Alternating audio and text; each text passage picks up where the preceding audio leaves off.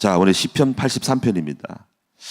우리가 때때로 우리가 성경을 우리가 읽을 때 보면은 이렇게 얼른 주제가 뚜렷하거나 이렇게 확실하거나 또 우리 속에 필요하다기보다 현실성이 있는 부분들을 많이 말씀을 골라서 이렇게 찾게 되고 또 설교를 하게 돼요. 근데 어떤 부분들은 그런 부분에 약간 제외된 부분이 많이 있어요. 그래서 어떻게 보면은 평생토록 설교를 안 할 수도 있는 부분이 많이 있다는 거지. 그렇죠. 특히 저는 설교할 때 보면은 이 시편 83편은 한 번도 딱 뽑아서 평상시에 설교를 해야 되겠다 하는 생각이 없어요. 근데 왜 하게 됐어요? 자, 오늘 여기 보면은 큐티를 하게 되면 안 하던 것을 하게 돼요. 그리고 굉장히 연구를 하게 되면서 근데 또 새로운 또 엄청난 은혜를 받기도 하는 말씀이 있습니다. 그래서 이렇게 보면은 좀 어려운 부분이 좀 있어요. 시편 83편 부분이. 왜냐면 주제가 뚜렷하지 않아서. 그런데 우리가 이제 오늘 이런 말씀들을 우리가 또 다 알아야 됩니다. 자, 그래서 오늘 시편 83편은 자, 주제를 굉장히 찾기가 어려운 부분이 있는데 하여튼 이 말씀 속에 저는 이렇게 생각을 해보세요. 제목을 이렇게 잡았어요. 자, 하나님은 침묵 속에 일하시고 계신다. 하나님은 침묵 속에 일하시고 계신다. 이 주제는 굉장히 또 우리가 생각해야 될 주제입니다. 하나님의 침묵. 왜 하나님은 침묵하고 계실까? 왜 우크라이나의 전쟁에 러시아를 가만 내버려 둘까? 여러분, 이런 부분이 침묵이죠. 우리는 그런 의문이 많아요. 왜 저 악한 사람을 갖다가 왜 처리하지 않고 그냥 있을까? 자, 이 우크라이나 같은 경우는요, 거기 기독교인이 많습니다. 거기 원래 동방정교가 있고 가끔 이렇게 TV에 나오는 부분은 하나님은 하나님은 살아계시면 저들을 왜 러시아를 왜 하나님께서 이렇게 처리하지 않을까? 그래서 이렇게 막 고백하는 분들이 이렇게 있어요. 뉴스에 보면 나와요. 실제로 그들은 기독교 국가입니다. 동방정교회, 서방정교회였고 로마 정교회가 서방과 로마, 동방으로 나눠졌어요. 나는 동방정교회와 서방정교회로 갈라졌어요. 그래서 이 러시아 계통의 중앙아시아 계통은 기독교가 있는데 동방정교회예요. 근데 이제 최근에 보면은 이제 동방정교회인데 러시아의 정교회가 우크라이나를 상위에 있는 그런 단체예요. 우크라이나 정교회가 러시아 정교회로 또 탈출한다고 나왔어요. 우리 거기 탈퇴하겠다. 그럼 러시아 정교회가 가날이에요. 왜 그렇게 했냐면은 러시아가 정교회가 푸틴에 지지한다 그랬어요. 참 똑같은 교회인데도 불구하고 그렇게 지지한다는 거죠. 근데 우크라이나 정교회는 소속돼 있어요. 거기 러시아의 계통에 소속돼 있어요. 그 단체에 국가적으로 소속돼 있어요. 근데 하위 개념이요. 싸우겠다 이거. 그러니까 안 맞는 거죠. 왜 그들은 왜 푸틴을 지지했을까? 그 악행을 모를까? 왜 전쟁 일으키는 전쟁강을 왜 그렇게 기독교인이 그 교회가 그렇게 했을까 하는 거죠. 물론 어떻게 보면 참 많은 생각을 해요. 쉽게 판단할 수 없지만은 어쩌거나 그런데 그랬습니다. 근데 우크라이나 전쟁에 속해 있는 기독교인들은요, 늘 왜 하나님의 신은 결국 가만두지 않을 거다 이렇게 말하면서도 여전히 그들은 이렇게 있단 말이죠. 제 생각이 그걸 보고 제가 만약에 입장을 바꿔서 이런 마음이 있어요. 전쟁을 일으키는 러시아를 갖다 때려보셨으면 좋겠다. 내가 만약에 하나님이라면 생각할 때 그래요. 그런 마음이 들어요. 저 어떻게 처리해가지고, 물론 러시아도 불쌍하죠. 빨리 전쟁을 종식시켜서 어떻게 좀 뭔지 해가지고 말려가지고 전쟁을 일으켰던 푸틴을 어떻게 좀 만들어가지고 좀 꼼짝 못하게 해가지고 충격 먹게 해가지고 전쟁 안 할래 회개해 이러면 좋겠는데 이게 이제 하나님의 침묵이라는 거죠. 이게. 그리고 우리는 이런 모습들이 이제 많아요. 중국의 기독교인들을 왜 시진핑이 교회를 철거하고 엄청난 일이 벌어지고 있어요. 기독교 전부 다가 말살돼가지고 선교를 못할 정도로 못합니다. 이런 부분이. 포크레인 들고 와서 기독교 십자가 다 떼어내고 막 그랬어요. 이런 부분들. 또 북한도 마찬가지.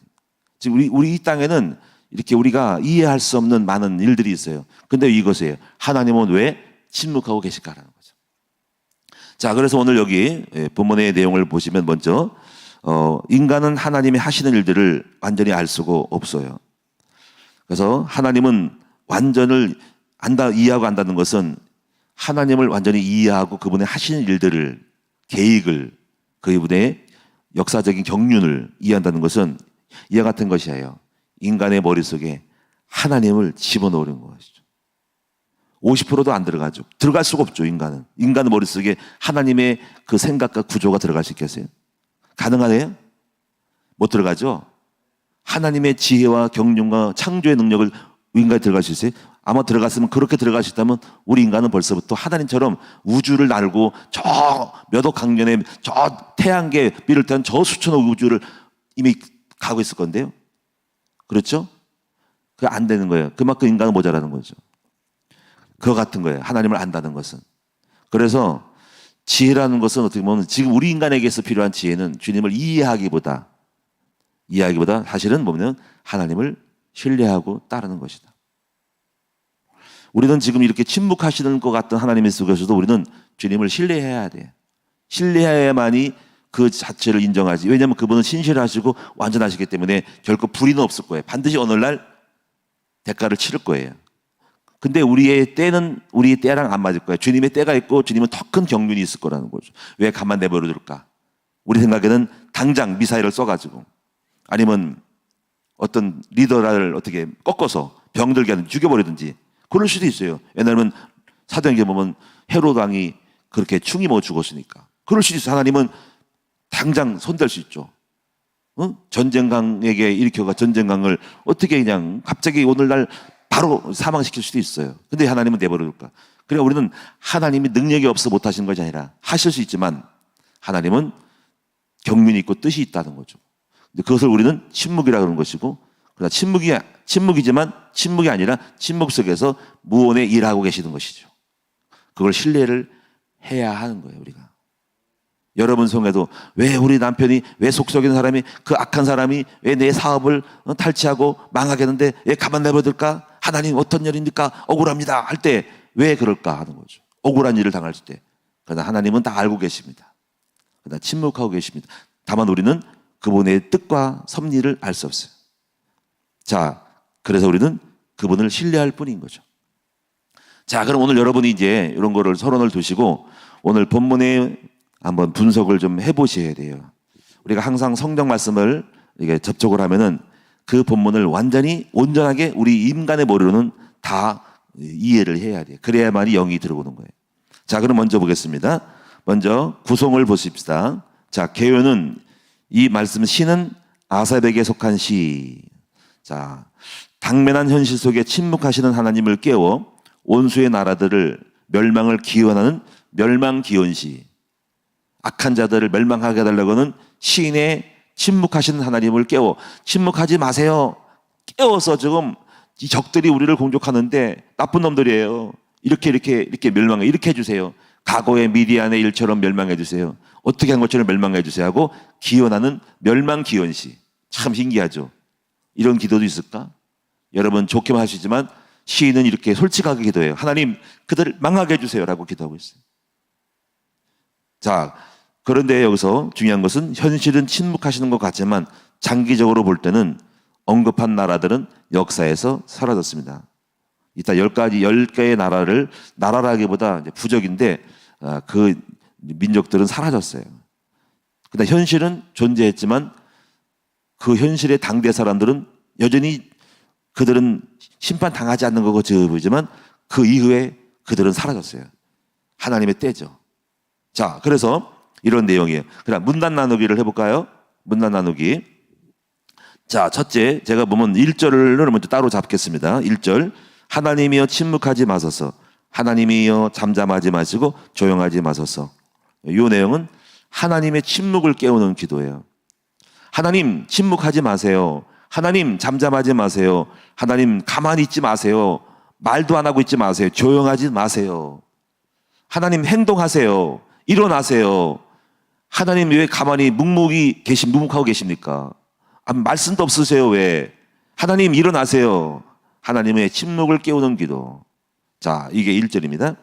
자, 두 번째 단락은 2절과 4절입니다. 그 2절과 4절은 침묵해야 될, 깨어나고 침묵하지 말아야 될 이유, 일어나야 될 이유를 말씀하고 있어요. 그것은 2절. 무릇 주의 원수들이 떠들고 주를 미워하는 자들이 머리를 들었나이다. 주의 원수예요. 원수가 지금 일어났어요. 이 원수들이. 3절에 그들이 주의 백성을 치려고 해요. 하나님 백성을 지금 공격하고 있어요. 관계를 깨하고 주께서 숨기신 자를 치려고 주님이 감추고 주님께서 이렇게 몰래 보호하는 숨기신 자를 이들을 치려고 하니까 주님 가만히 있으면 안 되잖아요. 일어나세요. 이스라엘 백성을 말하겠죠. 그리고 4절에 말하기를 그들을 멸하여 다시 나라가 되지 못하게 하여 이스라엘 이름으로 다시는 기억되지 못하게 하자 하나이다. 지금 이스라엘 민족을 폐명하고 이름 자체 이 나라를 없애려고 해요. 그러니 일어나세요 하는 이유를 설명하고 있는 겁니다. 그 다음에 5절과 6절과 7절과 8절은 그들의 어떤 부족들에 대한 명단들 구체적으로 설명하고 있습니다. 그들이 한 마음으로 의논하고 주를 대적하여 서로 동맹하니 곧 에돔의 장막과 이스마엘인과 모압과 하가르님. 자, 여기서 10개가 나와요. 10개. 딱 보면 10개예요. 자, 에돔, 이스마엘인, 모압, 하갈인, 그발, 암몬, 아말렉, 블레셋, 두로 사람, 아수르. 또 그들과 연합하여 롯 자손의 도움을 되었다. 10개예요. 10개. 여기서 내용을 구성해 보면은요. 에돔은 에서의 족속이죠. 에서의 후손들이죠. 자, 이스마엘은 이삭과 이스마엘 하갈의 자손이죠. 모압은 아브라함의 조카 롯의 두 딸이 난 사람 중에 바로 부족이 바로 모압이죠. 모압 암몬이죠. 하갈이는 아브라함의 첩이죠. 그들의 족속, 하갈의 족속. 그다음에 그발, 암몬, 아말렉 이렇게 돼요.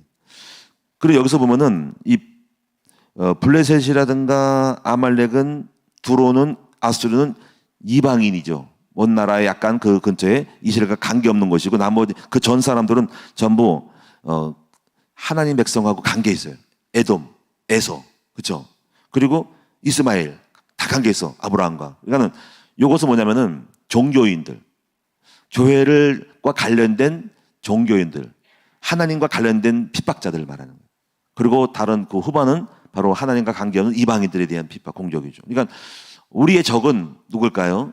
가까이 있다는 거죠. 교회 내에 있다. 실제로 있잖아요.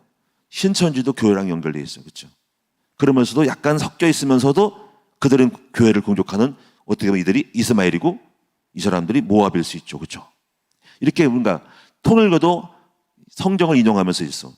그냥 100% 완전히 불신자가 교회를 비판하는 것이 아니라 교회와 관련된 사람들이 우리의 적일 수 있다는 거죠. 이게 복음을 못 깨달은 종교인이 그럴 수 있다는 거죠. 자, 이렇게 보시면 되겠고요. 자, 그래서 9절에서 보면은 어떻게 심판해야 될 것인가를 이 시인은 구체적으로 명시하고 있습니다. 요거는 좀 찾아봐야 되는데 확인을 해야 돼요. 자, 보겠습니다. 9절에 주는 미디안에게서 행한 것 같이 기손시내에서 시스라와 야빈에게 행하신 것 같이 그들에게도 행하소서. 그들은 엔돌에서 패망하여 땅의 거름이 되었나이다. 그들의 기인들이 오렙과 스에 갈게 하시고 그들의 모든 고관들은 세바와 삶은 나와 같게 하소서.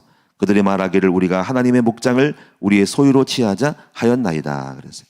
자, 여기서 여러분요 성경을 보는 마음이 있는데요. 이런 부분들은요 우리 같은 성격에는요 찾아봐야 돼요. 우리는 항상 그래요. 뭔가 이해가 안 되는 부분들을 넘어가면은요 말씀이 이렇게 확실하게 영으로 오질 않아요. 확실하게 딱 찍어야 돼요. 그래서 제가 다 찾아봐요. 그런 식으로 여러분 성경을 찾아 들어가면서 확인해야 됩니다. 자, 여러분 보겠습니다. 한번. 그럼 이 부분은 왜 시인이 누구를 인용했냐면 미디안 전쟁에서 인용을 한 거예요. 그 내용을 한번 볼까요?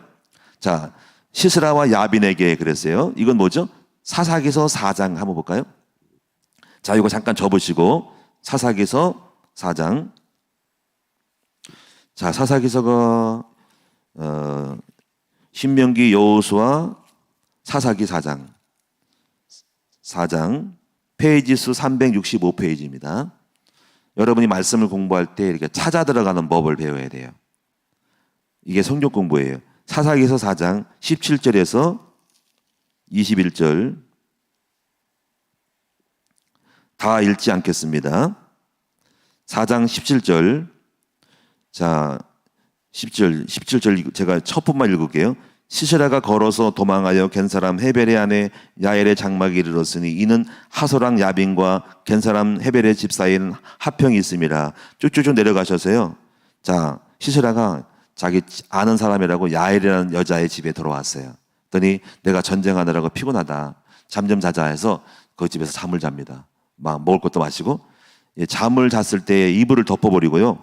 21절 그가 깊이 잠드니 헤벨의 아내 야엘이 장막 말뚝을 가지고 손에 방망이를 들고 그에게로 가만히 가서 말뚝을 그의 간자놀이에 박으니 말뚝이 깨들고 땅에 박히니 그가 기절하여 죽으니라. 23절에도 이렇게 시스라가 죽고요. 23절에도 이와 같이 이날에 하나님이 가나안 양 야빈을 이스라엘 자손 앞에 굴복하게 하신지라.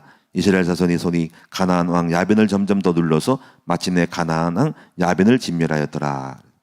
이런 사건들이 있다는 것을 지금 성경의 시인은 잘 알고 그때 시스라와 같이 야빈처럼 멸망시켜 주세요.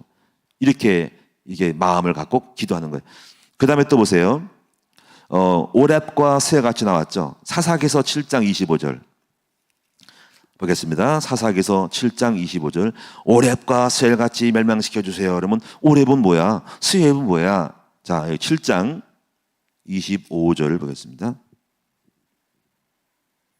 자, 7장 25절 다 같이 읽겠습니다. 시작. 또 미디안의 두 방배 오렙과 스웹을 사로잡아 오렙은 오렙 바위에서 죽이고 스웹은 스웹 포도주 틀에서 죽이고 미디안을 추격하였고 오렙과 스웹의 머리를 요단강 건너편에서 기드온에게 가져왔더라.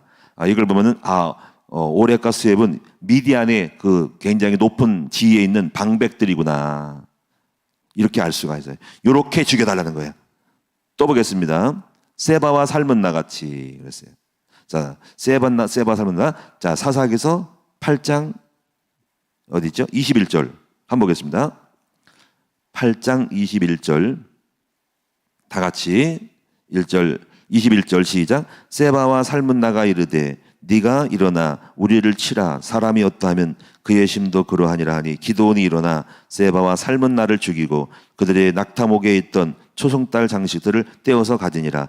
이들이 누구냐면 이들이요 8장 4절이에요. 8장 5절 보세요. 8장 5절 그가 숫곳 사람들에게 이르되 나를 따르는 백성이 피곤하니 청하건대 그들에게 떡덩이를 주라. 나는 미디안의 왕들인 세바와 살문나를 이 뒤를 추격하고 있노라 하니. 이렇게 이 세바 살문나가 누구예요? 미디안의 두 왕이라. 자, 다시 본문으로 이렇게 싹 넘어가는 거예요. 자, 이렇게 해서 넘어가면서 자, 성경을 여러분이 연구하면서 이렇게 내가 이해가 안 되고 궁금했던 것들은 싹 찾아봐야 돼. 그래서 확실히 알게 됐어. 시스라와 야빈처럼 행한 것처럼. 그래서 이 시인이 느꼈던 감정들을 본문을 찾으므로 확실히 그들의 마음이 나의 마음이 되었어요. 이 시인이 오렙과 스엘 같이 이들이 바위에서 죽이고 포도주에서 죽인 것처럼 이렇게 완전히 죽여달라고 하는 거구나. 세바와 살문나가 미디안의 왕들이었는데 이렇게 다 죽이는구나. 이렇게 알게 됨으로써 이렇게 찾는 것하고 안 찾는 것하고 느낌이 달라요. 말씀의 감동을 느끼는 것은 성경을 다 찾아야 됩니다. 찾으면서 확실하게 할 때 이 말씀이 확 들어오는 거죠. 자, 그래서 보세요. 그러면서 어떻게 또 표현하냐면은 13절부터 17절까지를 보시면 이렇게 해서 표현해요. 이렇게 이들을 더 추가해서 표현을 합니다. 이게 뭐냐면 13절에 굴러가는 하나님이여 그들이 굴러가는 건물 같게 또 바람에 날리는 지푸라기 같게 바람에 날리는 지푸라기 같이 굴러가는 건물처럼 여러분 불에 타가지고 건물이 막 날아가잖아요. 그렇지? 보잘것없고 하찮고 아무것도 아닌 것처럼 날아가 버리는 거죠. 이렇게 망하게 해달라고 하는 거죠. 참 표현도 참 리얼해요. 14절 삼림을 사르는 불과 산에 붙는 불같이 불길같이 활활 타올라서 다 소멸시켜버리는 거죠. 우리가 강원도 산불 기억하시죠? 그와 같이 태워달라는 거죠. 또 15절에 주의 강풍으로 그들을 쫓으시며 주의 폭풍으로 그들을 두렵게 하소서. 자, 느껴지죠? 하나님 그들의 폭풍이 튀어서 막 두려워 떠는 것처럼 제발 두려워 떨어서 느꼈어요. 저 전쟁 일으키는 사람들이 막 세바와 살문나 같이 없어지고 두렵게 하시고 폭풍처럼 무서워하게 하시고 폭풍이 부를 때 무서운 것처럼 하고 건불처럼 날아가 버리게 하시고 이런 마음이 리얼하게 시인의 마음속에 저 악한 자들을 그렇게 만들어달라고 하는 마음이 전달되는 거예요. 16절에 여호와여 그들의 얼굴에 수치가 가득하게 하시고 그들의 주의 이름을 찾게 해서 이제 주님을 하나님을 찾게 해달라고 그렇게 또 기도하고 있습니다.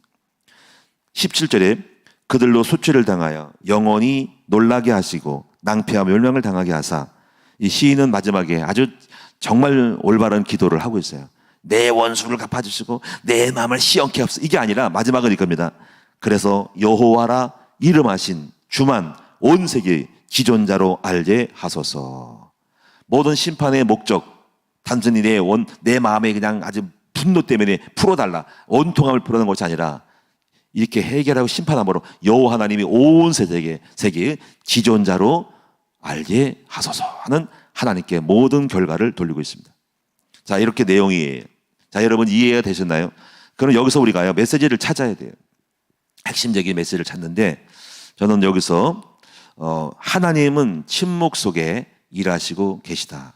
지금요 시인이 지금 이렇게 기도했을 때 당장 그것을 들어줬을까 아닐까라는 것은 결과적으로 볼 때는 우리가 하나님 들어주셨지만 당장은 안 들어줄 수 있어요. 여전히 왜냐하면 역사 속에 보시면은요, 지금 이 시인이 쓸 때 보면은 아마 아수르나 바벨론, 지금 아수르가 나왔거든요. 그럼 아수르가 나왔다는 것은 아수르 공격 중이라는 거예요. 그러니까. 근데 지금 그 당시 그 이후의 시대에 100년이 몇 병 지나갈 때도 아수르는 여전히 존재했고, 나중에 586년경에 바벨론이 일어났거든요. 그럼 그 전에 썼다고 볼 때 이 시인이 살았을 때 당시에도 여전히 아수르는 건장하고 원했던 것이 안 이루어질 수 있다는 거죠. 그런데 결과적으로 뭡니까? 그가 죽은 다음에, 시인이 죽은 다음에 이후에 아수르는 멸망을 했어요. 자, 우리는 지금 당대에 어떻게 보면 우리가 여전히 우리의 기도 속에 여전히 그대로 있는 것 같은 느낌. 그러나 반드시 하나님은 때에 따라 알아서 그 훗날에도 반드시 멸망시킨다는 것들. 그 기도가 땅에 떨어지지 않는다는 사실을 이해하셔야 돼요. 분명히 아수르가 나왔기 때문에 이 시인은 아수르 당시에 이 아수르를 공격해달라고 하니까 아수르가 있었어요. 그러니까는 그때 아마 600년, 700년 전에 썼다고 볼 수가 있는 거예요. 근데 그때 계속 아수르는 등장했고 200년 동안 586년에 멸망했기 때문에 존재했던 거예요. 여러분 이제 그런 걸 이해하셔야 됩니다. 그러나 반드시 결과 후에 하나님이 다 평정하고 정리하고 여기 언급되던 사람들은 사라져 버렸어요. 자, 그럼 우리가 여기서 하나님은 침묵 속에 일하시고 계신다는 말씀 가지고 마무리를 하도록 하겠게요. 시편 19편 1절 3절에 보니까 이런 말씀이 있습니다. 시편 19편 1절에 언어도 없고 말씀도 없고 들리는 소리도 없으나 그의 소리가 온 땅에 통하고 그의 말씀이 세상 끝까지 이르도다. 하나님이 해를 위하여 하늘에 장막을 베푸셨도다. 누가 해를 만질 수 있고 저 태양을 만질 수 있고 가까이 갈 수 있을까요? 역사 속에 우리 지구의 인류의 과학이 태양에 가까이 간 적이 없어요. 다만 보고 관찰할 뿐이지 그 태양 자체를 조작할 수가 없어요. 왜? 태양은 뜨거운 열이거든요. 제가 상상할 수 없는 엄청난 온도수이기 때문에 지금 여러분 약간 여기서 우리가 태양만 바라봐서 눈 시력이 장님이 됩니다. 그런데 그 태양을 위하여, 해를 위하여 하늘에 장막을 펼쳤대요. 누가 그 태양을 위하여 배경을 깔고 그 태양계를 만들었을까 하는 거죠. 이 표현은 하나님은 언어도 없고 말씀도 없지만 침묵 속에서 지금 우주 속에 지금도 운행하고 있는 거고 돌아가고 있다는 사실입니다. 하나님이 지금 운행하는 손길이 아니면 지금 태양은 멈추고 지구는 엉망이 되고 땅에 떨어지고 해와 달이 땅에 떨어지고 지구의 축이 지금 운행하는 모든 것들이 엉망이 되고 엉클을 때 놀라운 엄청난 역사가 일어나는 거예요. 지금도 주님은 운행하고 붙들고 계시다는 거예요. 하나님은 일하고 계시다는 거예요. 침묵 속에. 근데 우리 주님을 보고 직접 말씀을 했어요. 얘야, 내가 있다. 내가 태양 만지고 있다. 지금 건들고 있다. 지금 다 붙들기 때문에 이성이 다 돌아가고 있고 우주가 돌아가고 있는 거야. 이렇게 말하고 있지 않아요. 침묵 속에 일하시고 계시다. 자, 우리가 여기서 첫 번째로 하나님과 인간의 차이를 보세요. 자, 예를 들면 우리와 하루 사이를 아시죠? 가끔 하루 사이 날아가죠. 인간에 봤을 때 하루 사이 별거 없죠. 그렇죠? 야, 이게 하루 사이야. 하루 있다가 죽어. 아니면 아주 밋밋한 것이 기어다니. 아주 티끌만도 못한 것이 생각해. 어떻게 이기냐는 거죠. 그런데 인간과 이 하루살이나 밋밋한 그 아주 티끌 같은 존재가 뭐가 다리 있다고 쭉쭉 움직이잖아. 그렇지? 이와 같이 하나님과 인간 사이도 그 같은. 근데 더 할 거예요. 그렇죠? 하나님이 우리를 바라봤을 때, 우리가 하루살이를 바라봤을 때, 티끌을 바라볼 때 깹도 안 되죠. 하나님이 우리를 볼 때 하루살이 같은 거예요. 그런 우리 인간이 그 어마어마한 하나님을 이해할 수 있겠어요? 그 하나님의 존재와 역사하심에 대해서 감당할 수 있겠어요? 그 하나님이 우리 하루살이가 우리 인간의 머리에 인간에 있는 것을 다 이 과학과 인간이 만들어진 많은 그 진리를 논리를 계획을 과학을 다 하루살이가 집어넣을 수 있겠어요? 받을 수 있겠어요? 안 되는 거죠. 그래서 인생은 하루살이라고요. 욥기서 4장 12절에 이렇게 말씀했어요. 대만 사람 엘르바스가 깨달은 인생은 하루살이다. 나중에 찾아보십시오. 욥기서 4장 12절에서 21절에 보면 대만 사람이 인생은 하루살이라고 표현했어요. 두 번째 보세요. 그러나 여기서 하나님과 대조를 할 때는 하루살이 같지만 하나님은 그 인간 자체를 아주 존귀하게 창조하셨어요. 창세기 1장 27절 28절에 하나님의 형상대로 인간을 만드셨어요. 시편 139편 14절에 보니까 주께서 나를 지으심은 심히 기묘하심이라. 심묘막측이라고 옛날 성경에 있는데 심히 기묘하심이라고 인간을 온전히 완전하게 만들었어요. 그 하나님과 비교할 때는 하루살이도 못한 존재이지만, 그래서 시편 89편의 20절에 보니까는 존귀에 처하나 깨닫지 못하는 사람은 멸망하는 짐승 같도다라고 말씀을 했어요.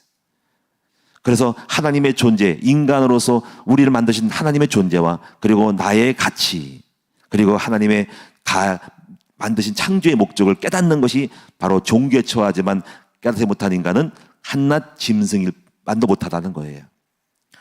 그 다음에 세 번째 보면은 이 세상의 모든 역사는 하나님의 절대적인 주권 속에 이루어지기에 인간은 완전히 이해할 수 없어요. 그래서 침묵하시든 심판하시든 당장 보이든 아니면 왜 가만히 계시든 왜 전쟁을 내버려 두고 있든 알 수 없어요. 이것은 하나님이 절대 주권 속에 있습니다. 그래서 우리의 생각하고 하나님 생각하고 다르다 이거죠.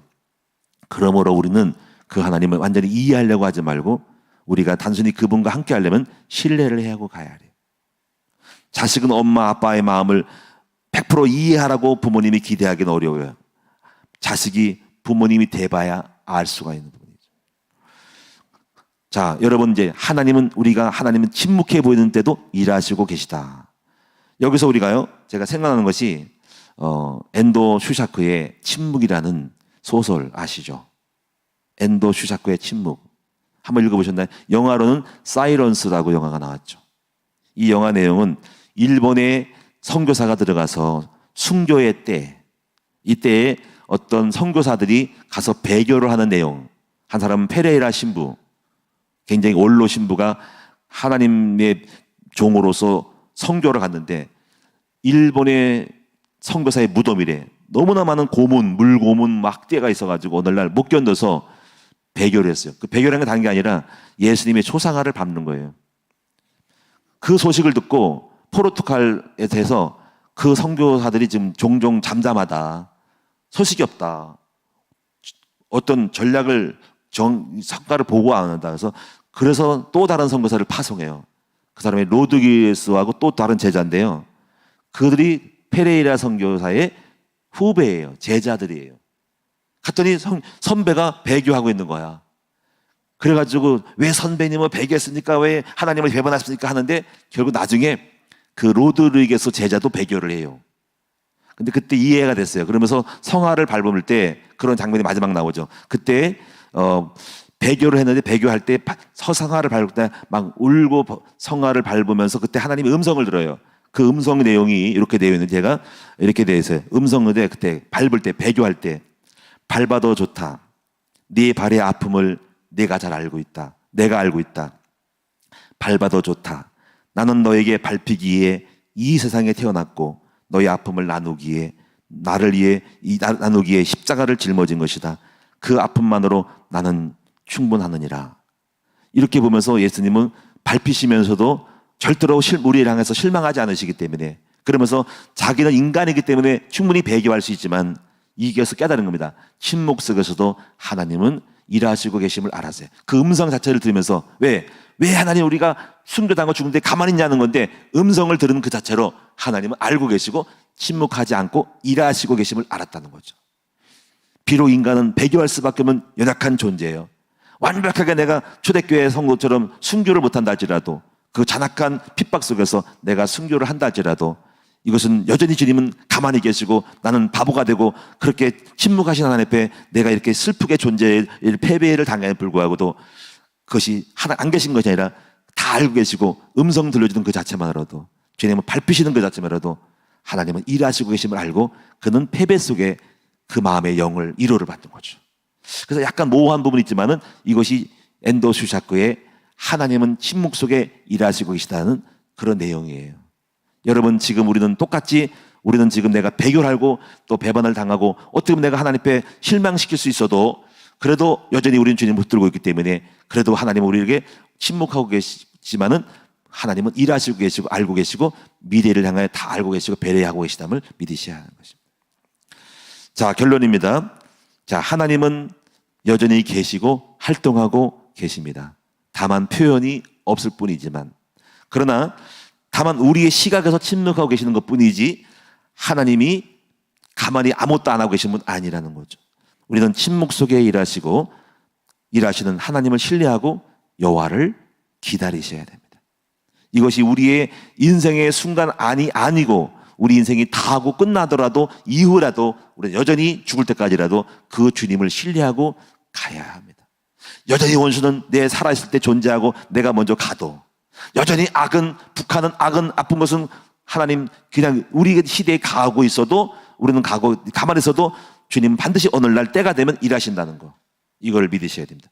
사실은 우리가 성경 계시록 알지만 계시록의 마지막에는 모든 원수들을 다 심판하시는 것이 나와 있어요. 하나님은 침묵하는 것이 아니라 일하시겠고 기다리고 있고 오늘 하나님 몽땅 걸어서 다 하나님이 바벨탑 심판하고 계시죠. 최후의 심판, 예수님의 심판. 그래서 백보자 심판에 다 불러가지고 그때 너희가 했던 것들을 다 끄집어내서 기록했다가 다 지적하시는 분이고 심판하시는 분이에요. 상벌 주시고 상 주고 벌 주시는 하나님입니다. 우리는 우리 하루살이의 틀에서 하나님을 이해하려고 하지 말고 믿으심으로 승리하는 여러분 됩시다. 그리고 우리의 신앙은 잠잠히 여호와를 바라보며 기도하면서 침묵하며 눈물 흘리며 묵묵하면서 그 주님을 신뢰하는 그 가운데서 여전히 변치 않은 믿음으로 승리하시는 여러분 되시기를 축원합니다. 기도합니다. 살아계신 아버지, 하나님은 여전히 침묵하고 계시는 것 같지만 일하시고 계심을 믿습니다. 여호와여 잠잠하지 마소서. 여호와여 침묵하지 마시고 여호와여 조용하지 마소서. 그리고 깨어있어서 일어나서라고 시인은 말하지만 그 자체의 기도만으로 충분합니다. 주님이 혹시 그 기도를 듣고 일하시든 일어나든 아니면 일하지 않든 간에 우리는 여전히 신뢰합니다. 아버지 하박국 선지자가 외양간에 소가 없고 아버지 곡식이 없고 아버지 정말 아무것도 없어도 나는 여호와로 인하여 기뻐하고 즐거워하는 이 말씀처럼 오늘 사랑하는 성도들이 왜 나의 삶 속에 침묵하실까? 이 나의 억울함을 풀지 않으실까? 나는 옳고 저는 틀렸는데 왜 하나님 가만히 계실까라는 그런 항의가 있으시지만 얼마든지 항의해도 좋습니다.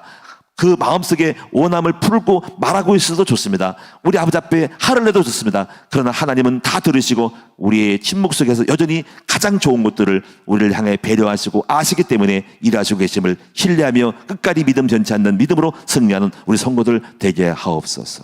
오늘도 귀한 예물 드리니 감사합니다. 주께서 이 예물 속에 아버지 기억하여 주셔서 크고 놀라운 비밀 속에 응답하시고 역사하여 주옵소서. 살아계신 우리 주 예수님의 이름으로 기도하옵나이다. 아멘.